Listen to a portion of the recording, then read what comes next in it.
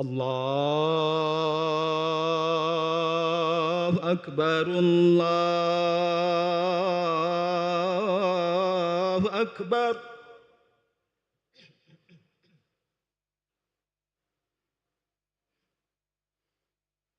الله أكبر الله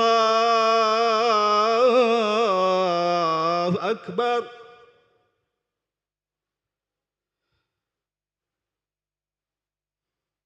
أشهد أن لا إله إلا الله.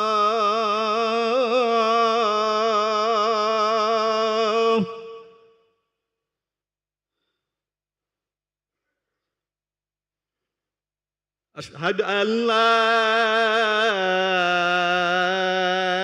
إله إلا الله.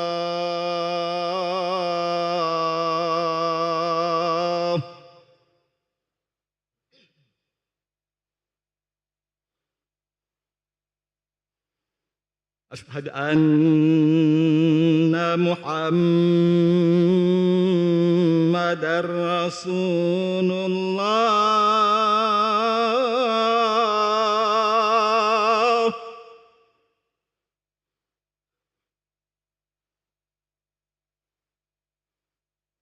أشهد أن محمدًا رسول الله.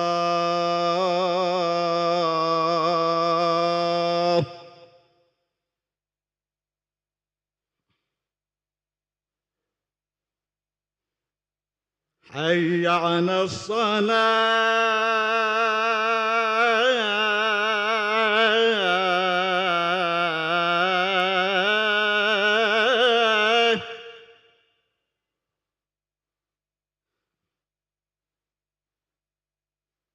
حي على الصلاة.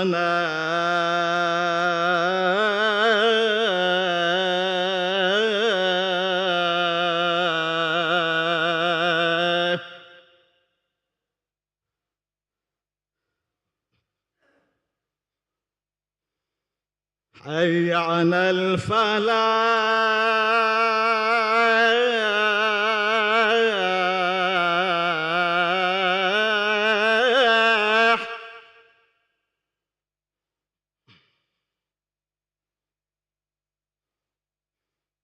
حي على الفلاح.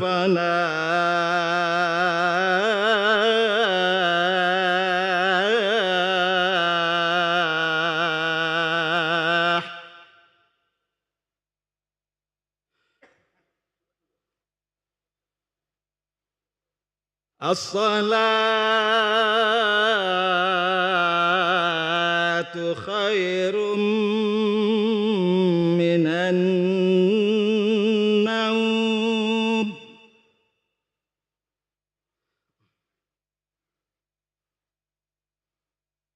الصلاة خير من النوم.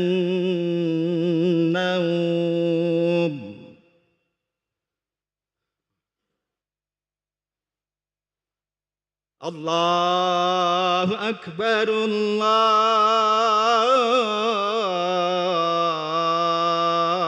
أكبر.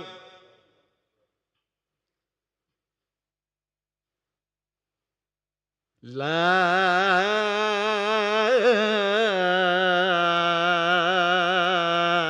إله إلا الله.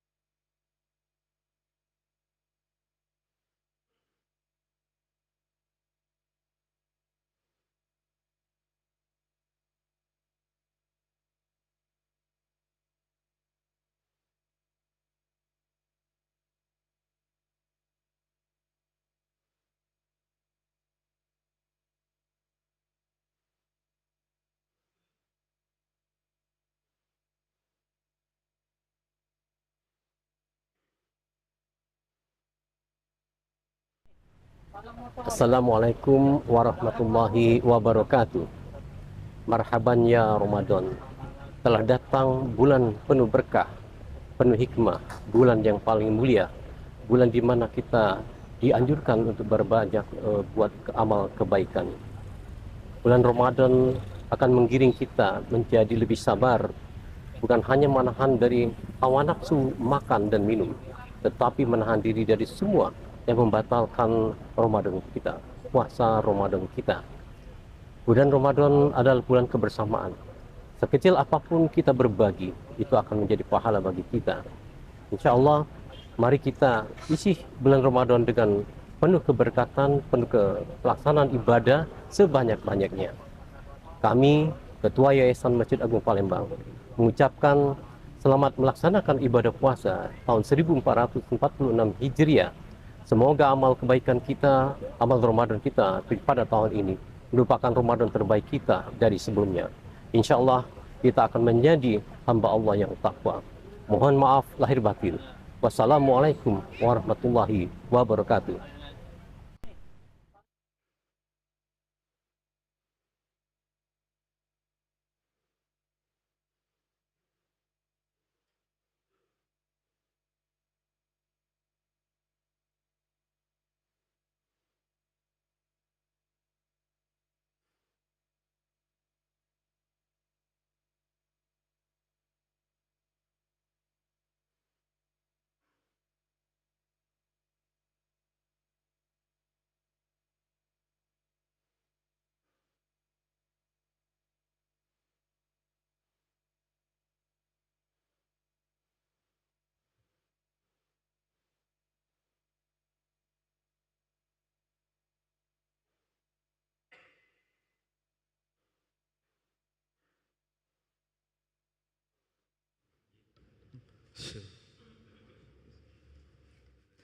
بسم الله الرحمن الرحيم. الفاتحة إلى طلعة النبي محمد رسول الله صلى الله عليه وسلم وعلى آله وصحبه ووالدينا ولمشايخنا وللمؤمنين خصوصا إلى روح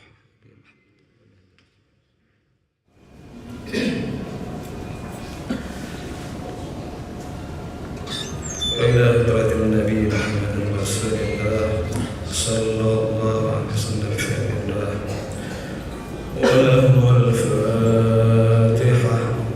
أعوذ بالله من الشيطان الرجيم. بسم الله الرحمن الرحيم. الحمد لله رب العالمين الرحمن الرحيم مالك يوم الدين إياك نعبد وإياك نستعين اهدنا الصراط المستقيم صراط الذين أنعمت عليهم غير المغضوب عليهم ولا الضالين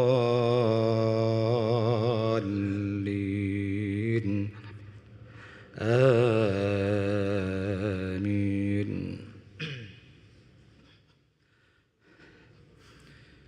بسم الله الرحمن الرحيم.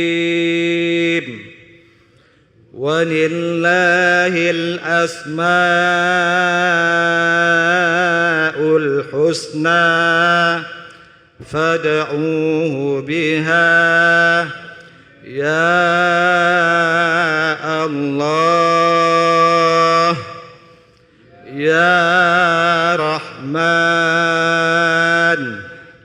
يا رحيم يا مالك يا قدوس يا سلام يا مؤمن يا مهيمن يا عزيز يا جبار يا متكبر يا خالق يا بارئ يا مصور يا غفار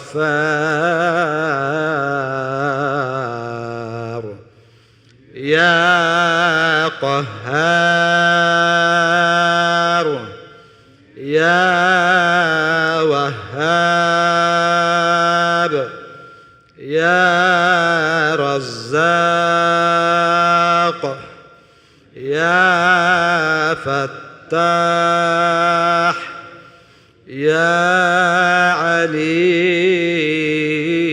عليم يا قابض يا باسط يا خافض يا رافع يا معز يا مذل يا سميع يا بصير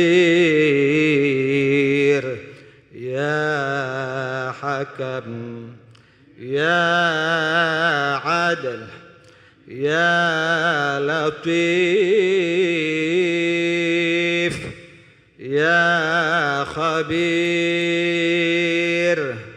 يا حليم يا عظيم يا غفور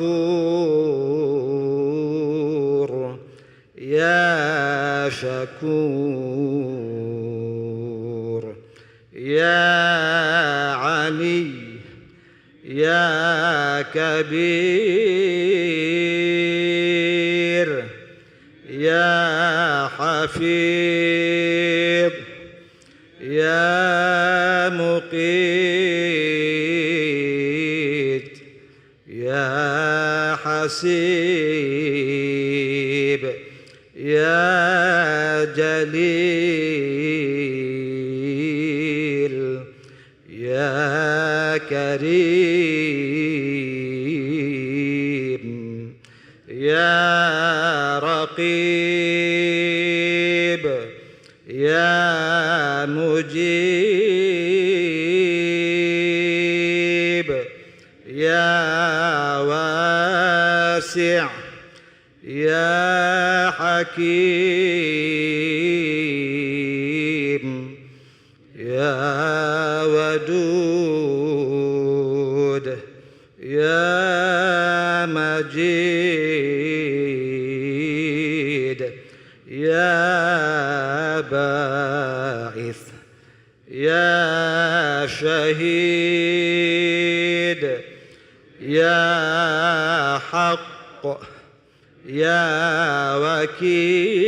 وكيل يا قوي يا متين يا ولي يا حميد يا محصي يا مبدئ يا معيد يا محيي يا مميت يا حي يا قيوم يا واجد يا ماجد يا واحد يا أحد يا صمد يا قادر يا مقتدر يا مقدم يا مؤخر يا أول يا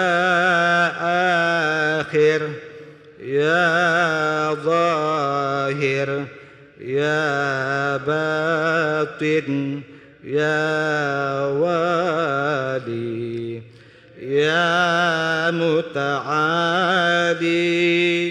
يا بر يا تواب يا منتقم يا عفو يا رؤوف يا ملك الملك يا ذا الجلال والإكرام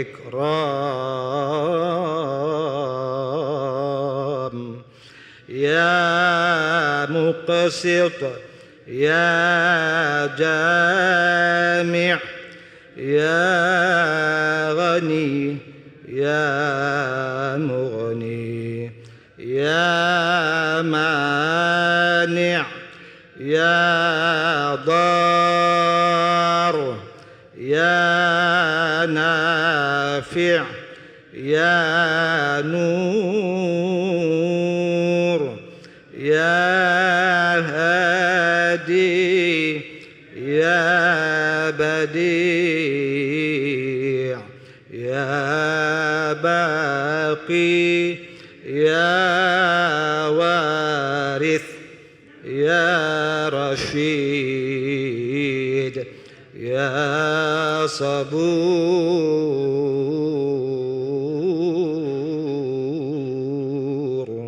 جل جلاله. أعوذ بالله من الشيطان الرجيم. بسم الله الرحمن الرحيم. يا حي يا قيوم يا ذا الجلال والإكرام أسألك أن تحيي قلبي بنور معرفتك يا الله يا الله يا الله يا محيي الموتى برحمتك يا أرحم الراحمين. والحمد لله رب العالمين.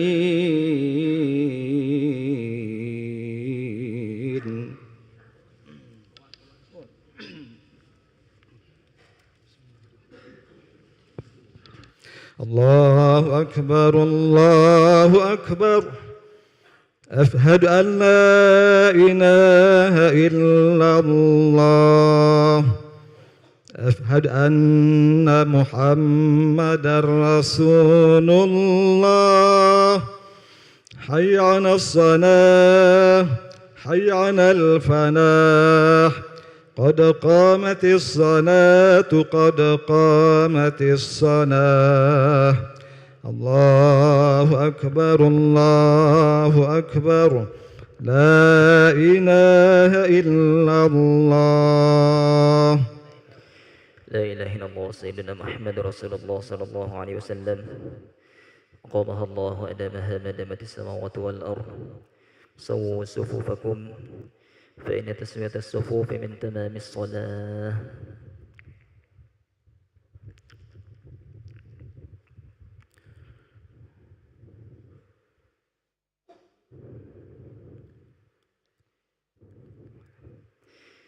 الله أكبر.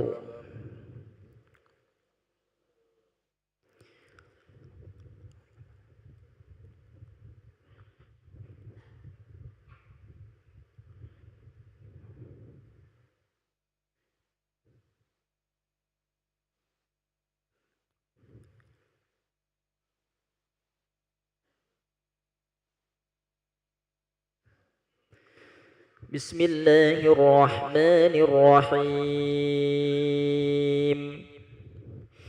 الحمد لله رب العالمين الرحمن الرحيم مالك يوم الدين إياك نعبد وإياك نستعين اهدنا الصراط المستقيم صراط الذين أنعمت عليهم غير المغضوب عليهم ولا الضالين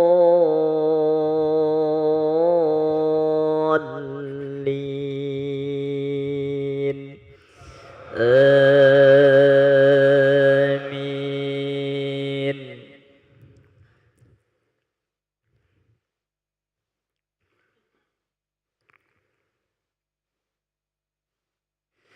بسم الله الرحمن الرحيم ألف لام ميم تنزيل الكتاب لا ريب فيه من رب العالمين أم يقولون افتراه بل هو الحق من ربك لتنذر قوما ما أتاهم من نذير من قبلك لعلهم يهتدون الله الذي خلق السماوات والأرض وما بينهما في 6 أيام ثم استوى على العرش ما لكم من دونه من ولي ولا شفيع أفلا تتذكرون يدبر الأمر من السماء إلى الأرض ثم يعرج إليه في يوم كان مقداره 1000 سنة مما تعدون ذلك عالم الغيب والشهادة العزيز الرحيم الذي أحسن كل شيء خلقه وبدأ خلق الإنسان من طين ثم جعل نسله من سلالة من ماء مهين ثم سواه ونفخ فيه من روحه وجعل لكم السمع والأبصار والأفئدة قليلا ما تشكرون وقالوا أإذا ضللنا في الأرض أإنا لفي خلق جديد بل هم بلقاء ربهم كافرون قل يتوفاكم ملك الموت الذي وكل بكم ثم إلى ربكم ترجعون ولو ترى إذ المجرمون ناكسوا رؤوسهم عند ربهم ربنا أبصرنا وسمعنا فارجعنا نعمل صالحا إنا موقنون ولو شئنا لآتينا كل نفس هداها ولكن حق القول مني لأملأن جهنم من الجنة والناس أجمعين فذوقوا بما نسيتم لقاء يومكم هذا إنا نسيناكم وذوقوا عذاب الخلد بما كنتم تعملون إنما يؤمن بآياتنا الذين إذا ذكروا بها خروا سجدا وسبحوا بحمد ربهم وهم لا يستكبرون الله أكبر.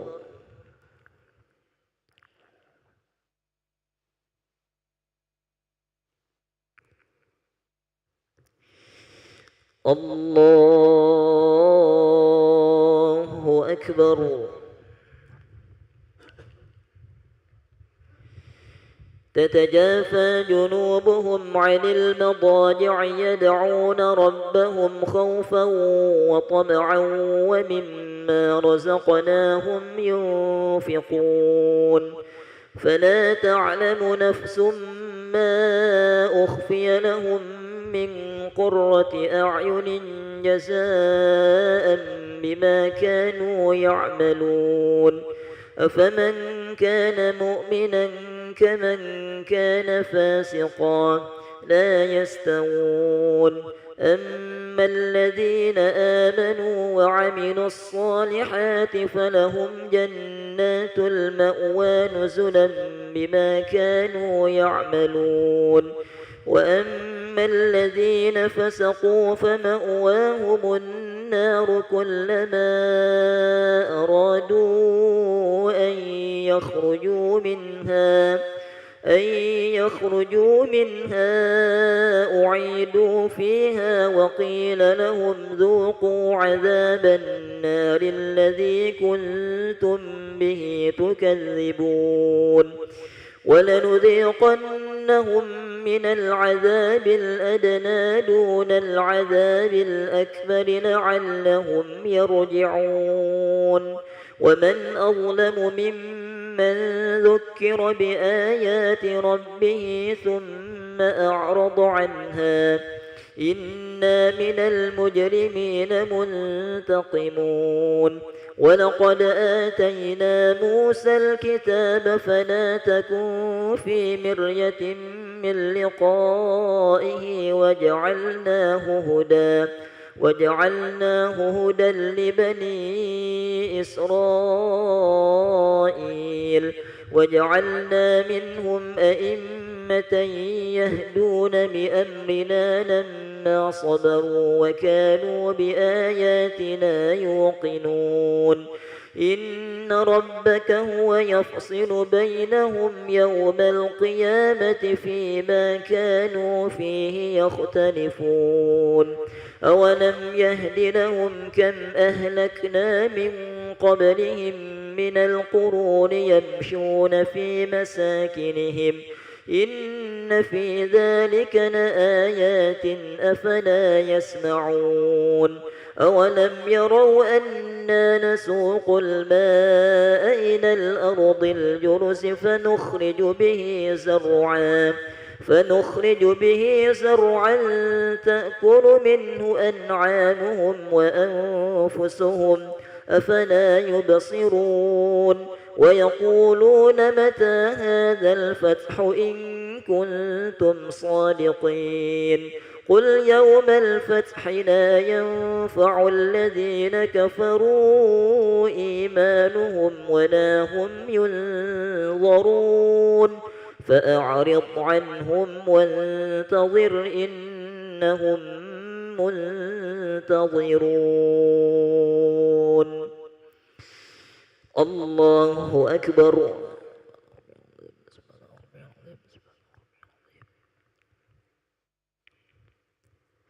سمع الله لمن حمده.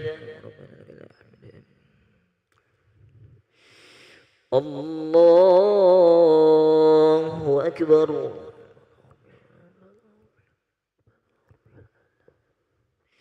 الله أكبر.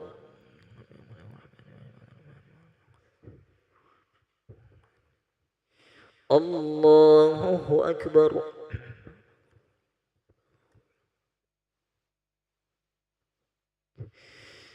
الله أكبر.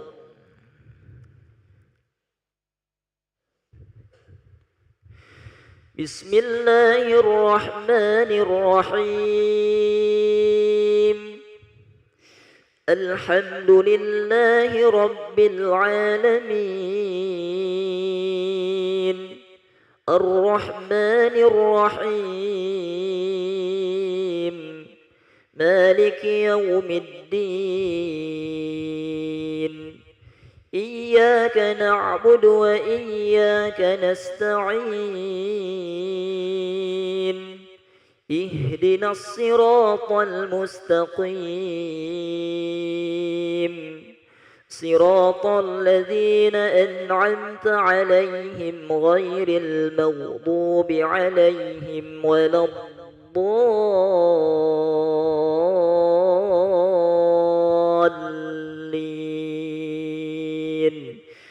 آمين.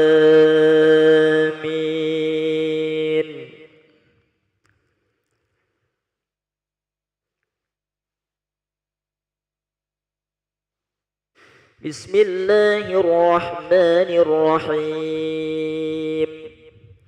هل أتى على الإنسان حين من الدهر لم يكن شيئا مذكورا إنا خلقنا الإنسان من نطفة أمشاج نبتليه فجعلناه سميعا بصيرا إنا هديناه السبيل إما شاكرا وإما كفورا إنا أعتدنا للكافرين سلاسل وأغلالا وسعيرا إن الأبرار يشربون من كأس كان مزاجها كافورا عينا يشرب بها عباد الله يفجرونها تفجيرا يوفون بالنذر ويخافون يوما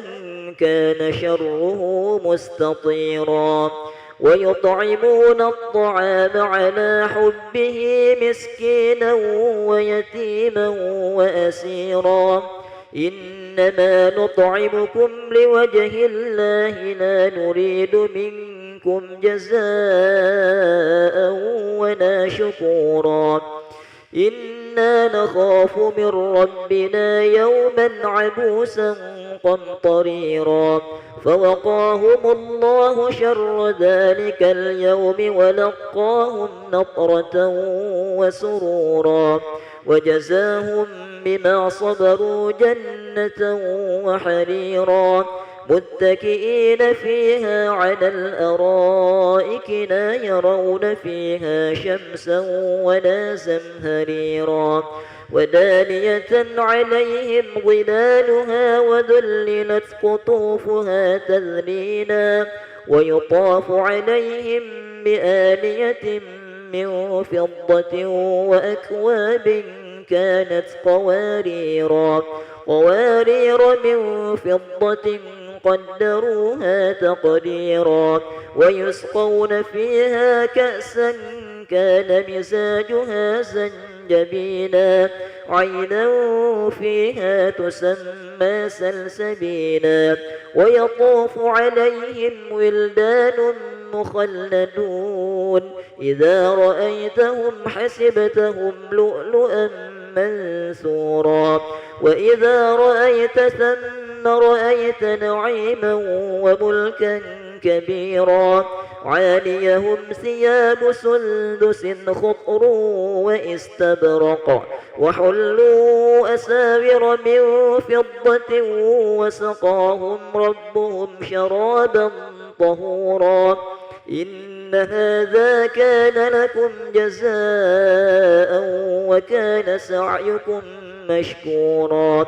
إنا نحن نزلنا عليك القرآن تنزيلا فاصبر لحكم ربك ولا تطع منهم آثما أو كفورا واذكر اسم ربك بكرة وأصيلا ومن الليل فاسجد له وسبحه ليلا طويلا إن هؤلاء يحبون العاجلة ويذرون وراءهم يوما ثقيلا نحن خلقناهم وشددنا أسرهم وإذا شئنا بدلنا أمثالهم تبديلا إن هذه تذكرة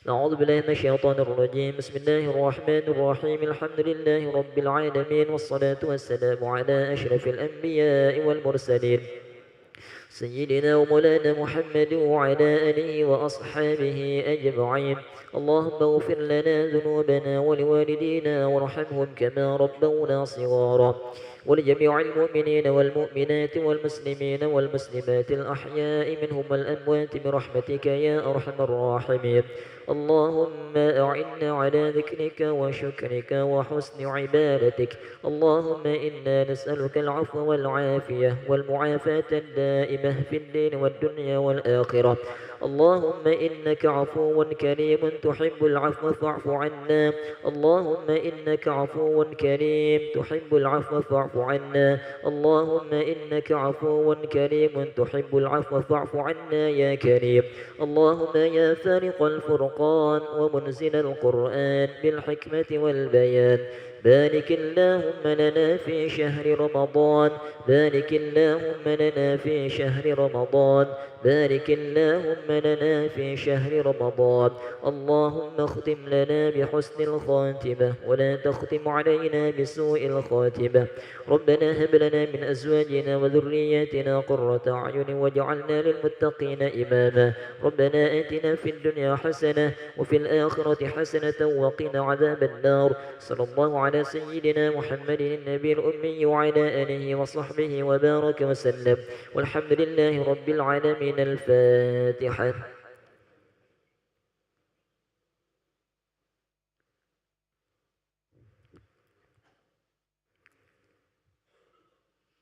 آمين يا الله، آمين يا رحمن، آمين يا رحيم، آمين يا مجيب السائلين، ولا حول ولا قوة إلا بالله العلي العظيم.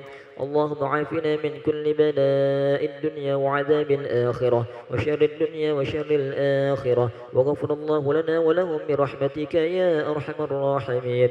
دعواهم فيها سبحانك اللهم وتحيتهم فيها سلام، وآخر دعواهم أن الحمد لله رب العالمين. تقبل الله منكم.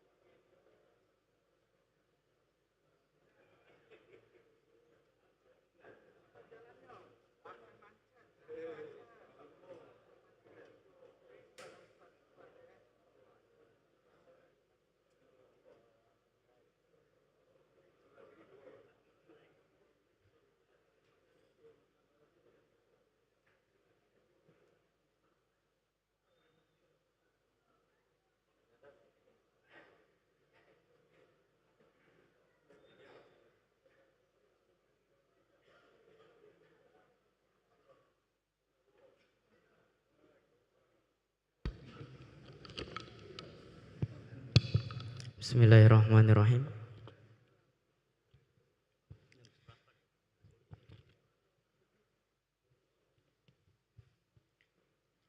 Assalamualaikum warahmatullahi wabarakatuh.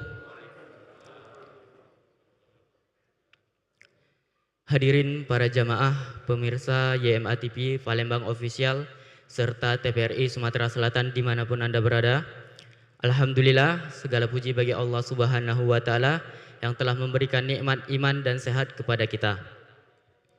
Salawat serta salam semoga selalu tercurahkan kepada junjungan kita Nabi Muhammad sallallahu alaihi wasallam. Alhamdulillah, pada hari ini Jumat 21 Ramadan 1446 Hijriah yang bersamaan dengan 21 Maret 2025 Masehi, telah hadir bersama kita Al-Mukarram Al-Ustadz Haji Agus Dodi Syukri MPDI yang akan menyampaikan ceramah agamanya dengan pembahasan mengoptimalkan ibadah di 10 hari terakhir Ramadan. Sebelum memulai acara kita pada hari ini, marilah kita awali dengan membaca umul kitab surah Al-Fatihah. Ala hazihin niyah wa ila hadratin Nabi Muhammadin sallallahu alaihi wasallam. Al-Fatihah.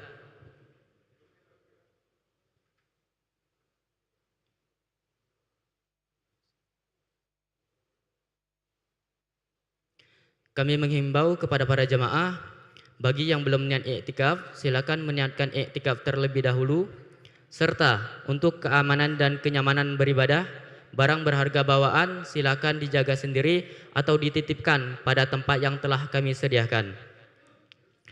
Para hadirin jamaah dan pemirsa YMA TV serta TPRI Sumatera Selatan dimanapun Anda berada, selanjutnya marilah kita bersama-sama dengarkan ceramah agama yang akan disampaikan oleh Al-Mukarram Al-Ustadz Haji Agus Dodi Syukri MPDI. Kepada Ustadz kami persilakan. Sallu ala Nabi Muhammad. Bismillahirrahmanirrahim. Assalamualaikum warahmatullahi wabarakatuh. Alhamdulillahi rabbil alamin wal aqibatu lil muttaqin wala udwana illa 'alal zalimin. والصلاة والسلام على أشرف الأنبياء والمرسلين سيدنا ومولانا محمد وعلى آله وأصحابه أجمعين أما بعد. Yang saya muliakan para alim ulama, para orang tua kami, para guru kami, Bapak Ibu semua, mudah-mudahan kita semua yang hadir dirahmati oleh Allah Subhanahu wa taala. Mari kita awali rasa syukur kita dengan bersama mengucapkan alhamdulillahirabbil alamin. Mudah-mudahan dengan kita bersyukur Allah tambahkan nikmat dan Allah jauhkan segala musibah yang mungkin akan menimpa dalam kehidupan kita. Salawat beriring salam kita peruntukkan kepada junjungan kita Nabi Muhammad sallallahu alaihi wasallam, dengan bersama kita mengucapkan Allahumma salli ala sayyidina Muhammad wa ala ali sayyidina Muhammad. Mudah-mudahan kita dan keluarga kita akan mendapatkan syafaat dari baginda Rasulullah sallallahu alaihi wasallam. Amin ya rabbal alamin. Ibu dan bapak yang kami muliakan, kami mohon keikhlasannya untuk membaca surah Al-Fatihah. Kita hadiahkan kepada orang tua kita, guru kita Al-Mukarram Kiai Haji Kiai Agus Ahmad Nawawi Denci Al-Hafidh. Summa ila ruh al-maghfir lahu Kiai Haji Kiai Agus Ahmad Nawawi bin Kiai Agus Denci. Al-Fatihah.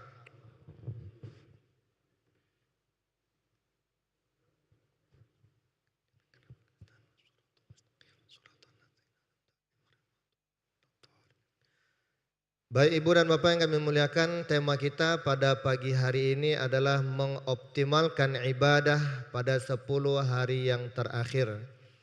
Yang berbicara belum tentu bisa melaksanakan, yang berbicara mungkin lebih buruk dari yang mendengar. Paling tidak kita sama-sama sharing.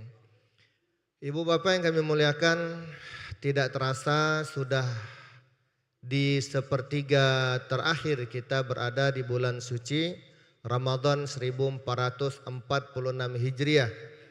Tidak ada jaminan bagi kita semua bahwa kita semua pasti akan berjumpa, bertemu dengan bulan suci Ramadan pada tahun mendatang. Boleh jadi hari ini kita sehat, gagah, namun Ramadan tahun depan mungkin sudah tidak ada lagi di dunia ini. Tidak ada jaminan. Badan yang gagah dalam waktu sebentar bisa berubah menjadi tak berdaya dan seterusnya. Oleh karenanya sisa-sisa Ramadan yang terakhir ini dalam sebuah hadis baginda Rasul disebutkan bahwa an Aisyah radhiyallahu anha qalat kana an-nabiy sallallahu alaihi wasallam idza dakhala al-ashru shadda mi'zarahu wa ahya lailahu wa ayqadha ahlah. Rawahu Bukhari. Dari Ibunda Aisyah radhiyallahu anha, beliau berkata, adalah baginda Rasul sallallahu alaihi wasallam ketika beliau memasuki 10 hari terakhir, maka beliau mengencangkan sarungnya. Bahasa ini bisa diterjemahkan, diartikan bagi yang sudah punya keluarga. Kemudian wa ahya lailahu, dan menghidupkan malam-malam tersebut, kemudian membangunkan keluarganya dalam rangka beribadah kepada Allah Subhanahu wa taala. Nah, apa yang harus kita lakukan Bapak pada 10 hari yang terakhir ini? Di antaranya yang pertama, meningkatkan kualitas i'tikaf dan kualitas salat kita. Kualitas i'tikaf di masjid maupun kualitas salat kita baik di masjid, di kantor dan sebagainya. Mumpung kita masih berada di bulan suci Ramadan, salat jangan pecah budak SD. Idak kate tumak ninah, idak kate keseriusan dalam salat. Karena salat adalah amal yang pertama kali akan diperiksa di hari kiamat nanti. Ketika salat kita baik, insya Allah amal-amal yang lain pun ikut baik. Ketika salat kita buruk, maka amal-amal yang lain pun menjadi buruk. Maka jangan Bapak Ibu heran ketika ada orang yang rajin salat tapi rajin maksiat. Ketika wong rajin salat tapi masih bergoyor korupsi. Ketika wong rajin salat tapi masih bereja nak berjudi. Karena salatnya tidak benar.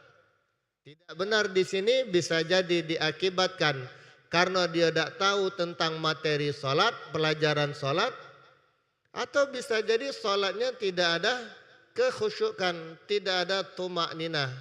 Salatnya pecah budak TK, salatnya pecah budak SD. Kalau boleh kita istilahkan, ada premium, ada pertalit, ada pertamak, pertamak plus, ada pertamak turbo. Nah, salatnya pecah pertamak turbo. Gigi 4. Jadi umur sudah 60, umur sudah 70 tahun, tapi salatnya sama pecah budak SD kelas 1. Tidak ada keseriusan dalam salat.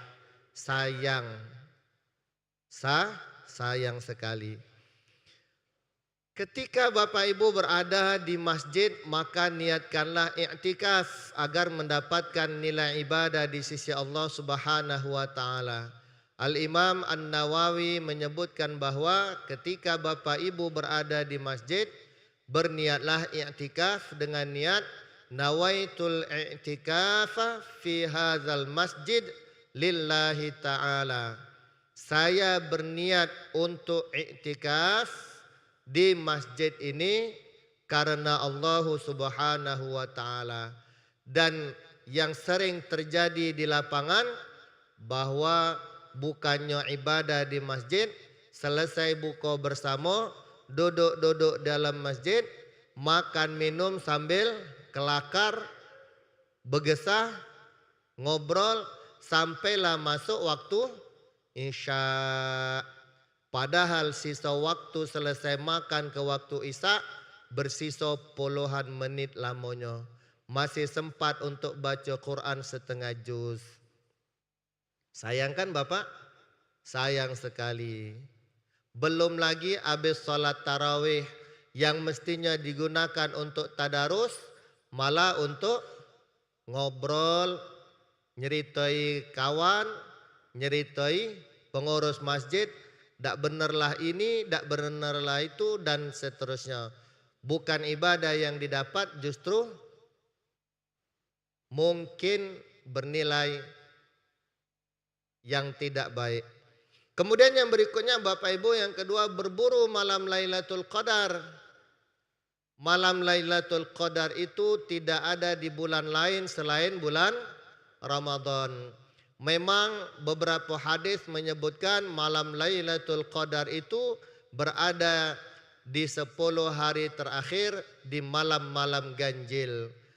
Cuma kalau Bapak Ibu ingin mendapatkan malam Lailatul Qadar, kalau kita tidak tahu bahwasanya kita ini ketemu atau tidak dengan malam Lailatul Qadar, maka kuncinya ketika Bapak Ibu masuk malam pertama Ramadan, jangan berhenti beribadah, serius beribadah sampai akhir Ramadan. Insya Allah pasti mendapatkan malam Lailatul Qadar. Ini ibadah nak meci malam 19, meci malam 21, meci malam 23 dan seterusnya. Sedangkan malam yang lain biasa-biasa saja. Mana nak dapat? Seseorang dapat malam Lailatul Qadar ketika dia malam pertama sudah serius beribadah kepada Allah Subhanahu wa taala untuk mendapatkan malam Lailatul Qadar. Pak, apa dia malam Lailatul Qadar itu? Dijelaskan dalam surah Al-Qadr, inna anzalnahu fi lailatul qadr. Sesungguhnya kami menurunkan dia yaitu Al-Quran pada malam Lailatul Qadar atau malam kemuliaan. Wa ma adraka ma Lailatul Qadar. Tahu tak Anda apa itu malam Lailatul Qadar? Dijawab oleh Allah, Lailatul Qadri khairum min alfi syahr. Lailatul Qadar itu lebih baik dari malam 1000 bulan. Ada apa Pak malam itu? Tanazzalul malaikatu warruhu fiha biizni rabbihim min kulli amr. Di malam itu Allah Subhanahu wa taala menurunkan banyak malaikat dan dipimpin oleh Ar-Ruh, nama lain dari malaikat Jibril alaihi salam. Jadi malam itu malaikat Jibril beserta banyaknya malaikat yang kita tidak tahu jumlahnya turun ke bumi biizni rabbihim, dengan izin dari Allah Subhanahu wa taala, min kulli amr, dengan segala urusan yang sudah diperintahkan oleh Allah taala. Salamun hiya hatta matla'il fajr. Siapa yang beribadah pada malam hari itu, apapun bentuk ibadahnya, insya Allah dia akan mendapatkan keselamatan, kesejahteraan dan seterusnya sampai terbitnya waktu fajar atau masuknya waktu subuh. Pak, aku wong awam, aku tidak tahu. Berpuluh-puluh tahun aku puasa, berpuluh-puluh tahun aku melaksanakan ibadah, tidak pernah aku merasakan dapat apa idaknya aku malam Lailatul Qadar. Kuncinya tadi Bapak, kalau Bapak serius ibadah sejak malam pertama sampai malam terakhir, tidak usah nak dipecinian malam-malam ganjil, insya Allah Bapak akan dapat Lailatul Qadar. Yakinlah, tapi nak serius ibadah, jangan malam pertama main-main, malam kedua main-main. Bertemu malam 19 agak serius sedikit. Malam 20 main-main lagi. Kan tak kata juga malam ini malam Lailatul Qadar. Malam 21 serius lagi. Malam 22 main-main lagi ibadahnya. Malam 23 serius lagi. Nah yang saya ini tidak dapat. Allah itu akan memberikan malam Lailatul Qadar bagi yang serius. Sama seperti seorang non-muslim. Ketika seorang non-muslim mendapatkan hidayah masuk Islam karena dia serius. Ketika dia main-main tidak akan dapat hidayah. Walaupun sampai dia mati sekalipun. Sama Pak, malam Lailatul Qadar tidak akan kita dapatkan kalau kita tidak pernah serius dari pangkal.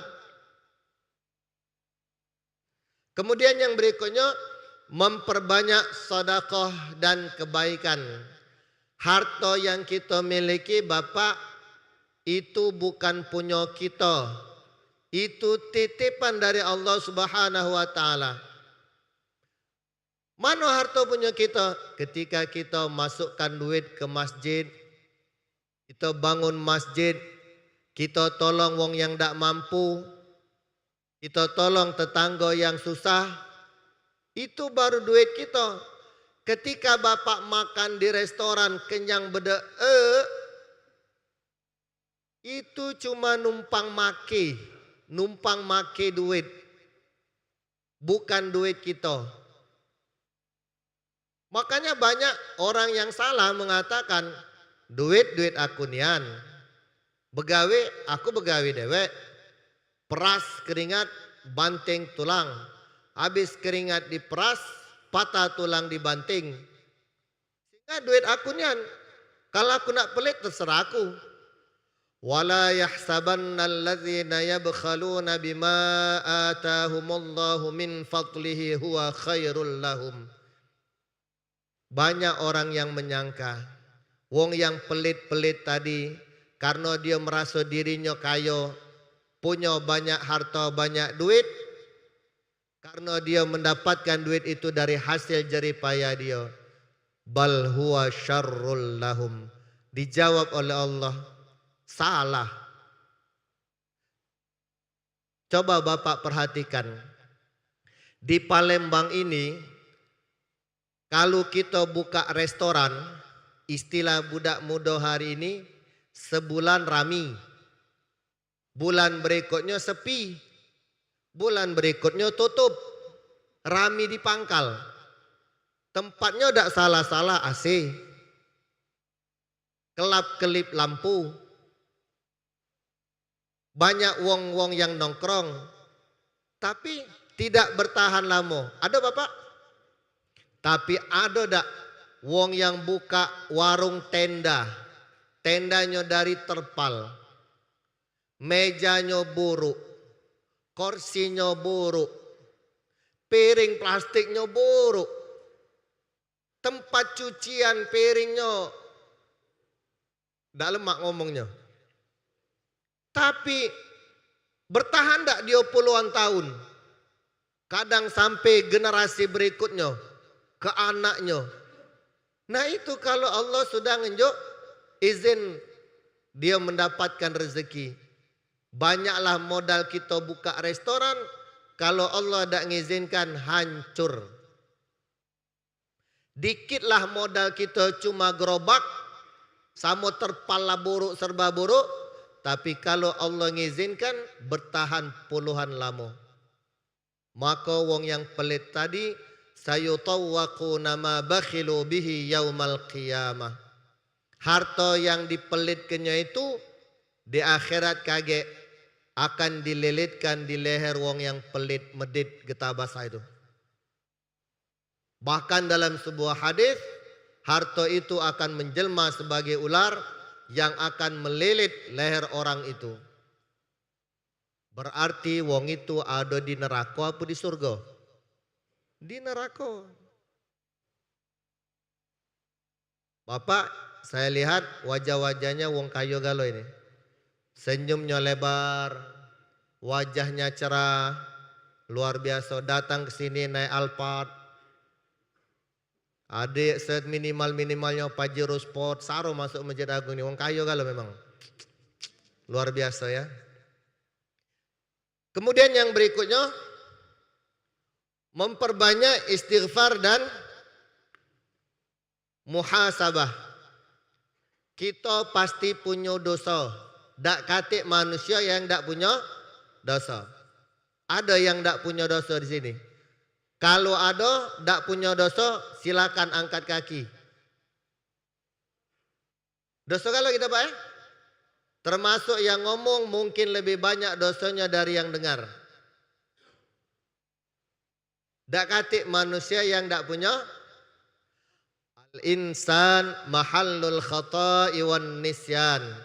Manusia itu tempatnya salah, tempatnya lupa.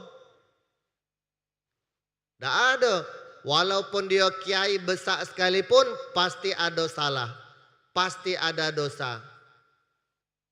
Semua nabi ada salah. Hanya satu nabi yang tak punya salah, yaitu junjungan kita Nabi Muhammad sallallahu alaihi wasallam. Saking hebatnya Rasul, dipuji oleh Allah Subhanahu wa taala, innaka la'ala khuluqin azim. Sesungguhnya engkau wahai Nabi Muhammad, akhlakmu benar-benar akhlak yang mulia. Saking dia tak punya salah tadi. Tak ada nabi dari Nabi Adam sampai Nabi Isa dipuji oleh Allah Ta'ala seperti Allah memuji baginda Rasul. Tidak ada. Nabi Adam ada tak dosanya? Ada Pak.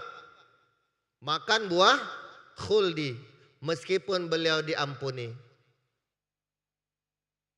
Nabi Musa ada tak dosanya? Ada Pak. Goco wong, sekali goco mati. Nabi Musa kalau melok tinju kalah Pak Mike Tyson. Kalah Muhammad Ali. Mereka berkali-kali baru KO. Nabi Musa sekali goco mati. Kesalahan ini kesalahan tak sengaja. Karena yang digoconya tentara Fir'aun. Karena dia berbuat semena-mena dengan warga yang sudah tua dipaksa untuk kerja rodi. Mati. Nabi Ibrahim ada tak dosanya? Ada. Apa dosanya? Ngicui. Tahu ngicui Pak? Mudige. Ketika Raja Namrud bertanya, siapa yang menghancurkan berhala ini? Tuna yang besar tuna. Kan ada kapaknya di lehernya. Padahal kan yang ngapak Nabi Ibrahim. Semua Nabi tak luput dari salah. Meskipun kesalahannya sikok Pak. Saya garis bawahi setebal-tebalnya. Kesalahannya cuma sikok. Kalau kita tak tahu lagi. Dari sejak kecil maling jambu tetangga. Maling rokok tetangga. Yang lanang. Kita dulu lagi kecil. Ada tak maling rokok mamang tetangga gitu? Ada kan? Ngakulah Pak.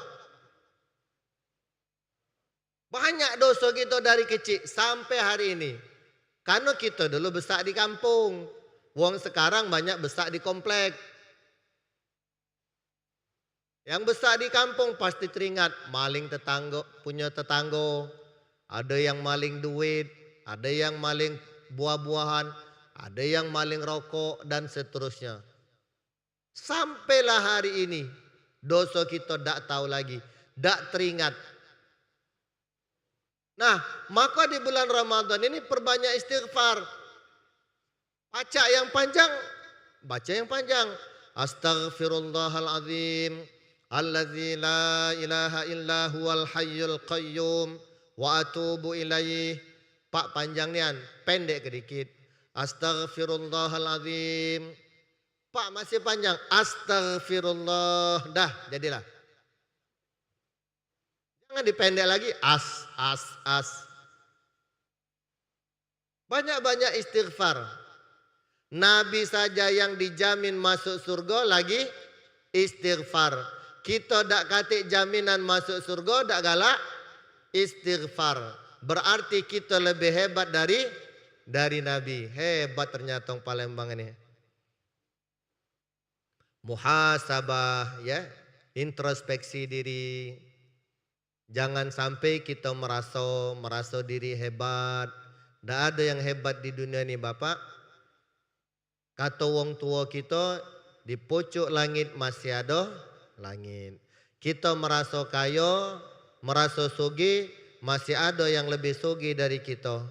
Kita merasa pejabat, ternyata ada pimpinan. Berarti ada yang lebih pejabat dari kita. Dan seterusnya, tidak ada. Muhasabah, lemaklah kita rendah diri daripada kita tinggi hati. Tinggi hati nyampak dak ketulungan. Hidup ini Bapak, Ibu, pesan kiai-kiai lama, lebih baik kita dicaci maki daripada kita mencaci maki. Lebih baik kita dikatui daripada kita ngatui wong. Lebih baik kita dibabiti wong daripada kita mabiti wong, dan seterusnya. Kemudian yang berikutnya Bapak, di akhir-akhir Ramadan ini banyak-banyak membaca dan puncaknya mengamalkan Al-Quran. Jangan sampai Al-Quran dibaca sekali duduk sejus, ngilang setahun, bertemu Ramadan tahun depan, baca sejus, ngilang lagi. Bacalah. Kalaupun kita tidak mampu baca sekali banyak, bacalah semikro. Kaget begoyo lagi, waktu kosong, baca lagi, dan seterusnya. Jangan lupa banyak-banyak baca Al-Quran. Apa Pak untungnya? Iqra'ul Quran fa innahu ya'ti yaumal qiyamati syafi'an li ashabih. Baca oleh kalian Al-Quran. Kegunaannya nanti di akhirat. Al-Quran akan datang kepada si pembaca. Al-Quran akan memberikan syafaat bagi orang yang membaca Al-Quran. Umat Islam di dunia ini banyak. Dari sejak zaman Nabi Muhammad sampai manusia akhir zaman. Semuanya berharap syafaat baginda Rasul sallallahu alaihi wasallam. Termasuk kita yang duduk di sini berharap syafaat Rasul. Tapi syafaat Al-Quran bagi orang yang tidak pacak baca Al-Quran, apa dia berharap syafaat Al-Quran? Pasti tidak baca. Mak mana dia nak minta syafaat Al-Quran? Al-Quran bela lagi dibacanya. Masih Iqra 1, belum tamat pula. Mak mana nak berharap? Pak, apakah wong Arab itu pasti dapat syafaat Al-Quran karena mereka wong Arab? Oh, tidak tentu Bapak, belum tentu. Wong Arab sekalipun belum tentu pacak baca Al-Quran. Kalau Bapak tidak percaya, Bapak kalau kaget berangkat haji, berangkat umrah, di Masjid Nabawi itu ada halaqah. Ada majlis kecil. Di majlis itu belajar tadarus membaca Al-Quran. Pesertanya wong Arab galau. Bapak nak nimbrung boleh karena gratis. Halaqahnya ada 2. Satu halaqah hafalan, setoran hafalan Quran. Halaqah di tempat lain kita baca secara jingok atau bin nazar. Kaget ditengahi oleh guru atau syekh yang pintar Al-Quran. Bapak duduk di sana dengarkan. Banyak wong Arab yang tak pacak baca Al-Quran. Artinya syafaat Al-Quran tidak ada jaminan untuk wong Arab. Semuanya berhak mendapatkan syafaat Al-Quran. Maka beruntunglah Bapak yang pandai membaca Al-Quran. Kemudian yang berikutnya, memperbanyak doa Lailatul Qadar. Allahumma innaka afuwun tuhibbul afwa fa'fu anni. Atau Allahumma innaka afuwun karim tuhibbul afwa fa'fu anni. Allahumma innaka afuwun. Ya Allah, sesungguhnya engkau itu maha pengampun. Tuhibbul afwa. Engkau mencintai wong-wong yang minta ampun. Fa'fu anni. Ampuni aku ya Allah. Karena kita banyak salah, banyak dosa tadi. Doa ini dilazimkan, didawamkan di bulan puasa. Kemudian yang berikutnya, menghindari perbuatan maksiat.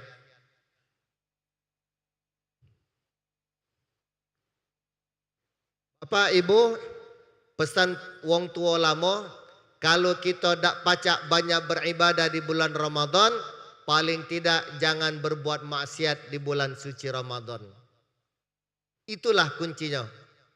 Kalau memang kita tidak pacak banyak beribadah di bulan Ramadan, paling tidak jangan berbuat maksiat di bulan Ramadan. Malu Pak dengan Ramadan. Nak maling, malu bulan puasa. Nak berzina, malu dengan bulan puasa. Nak berjudi, malu dengan bulan puasa. Dan seterusnya. Bukan berarti keluar dari Ramadan kaget, Bapak bebas, merdeka. Berarti Ramadannya tidak berhasil. Tapi paling tidak, seperti yang kami sampaikan tadi, kalau kita tidak mampu memperbanyak ibadah di bulan Ramadan, paling tidak jangan berbuat maksiat di bulan Ramadan. Mudah-mudahan ada manfaatnya. Saya doakan Bapak Ibu sehat selalu, panjang umur, banyak rezeki, jadi wong kaya raya, berangkat haji, berangkat umroh tiap tahun, mati masuk surga. Na'udzubillahi minasyaitonirrajim. Bismillahirrahmanirrahim.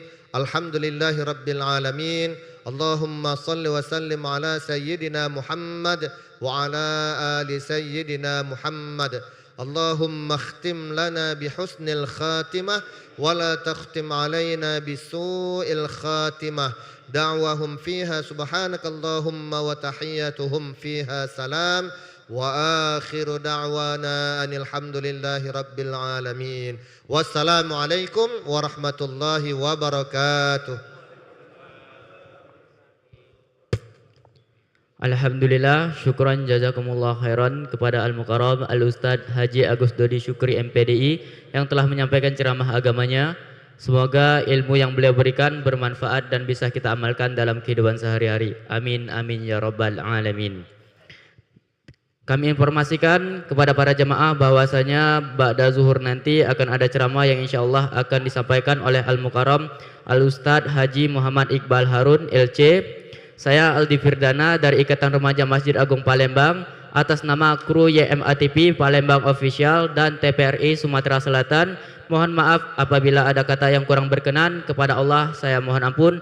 Wallahul muwafiq ila aqwamit thoriq. Wassalamualaikum warahmatullahi wabarakatuh.